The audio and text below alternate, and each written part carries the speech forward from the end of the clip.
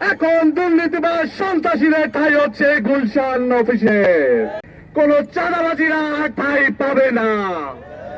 কিন্তু আমরা দেখছি বিগত সময়ে যেরকম দুর্নীতিবাজদের ঠাঁই হয়েছিল হাওয়া ভবনে, ঠিক একই ভাবে এখন দুর্নীতিবাজ সন্ত্রাসীদের ঠাঁই হচ্ছে গুলশান অফিসে।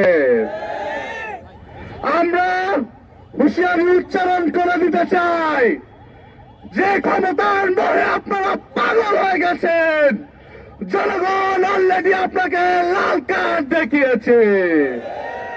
সেই লাল কার্ডের ভয়ে এখন আপনারা নিজেদের ফ্রাস্ট্রেশন ঝাড়তে আমাদের মা বোনদের উপর হামলা করা থেকে রুখে দাঁড়াতে পারছেন না। আপনারা আমাদের মা বোনদের উপর হামলা করে নিজেদেরকে কুলাঙ্গার হিসেবে প্রমাণ করেছেন।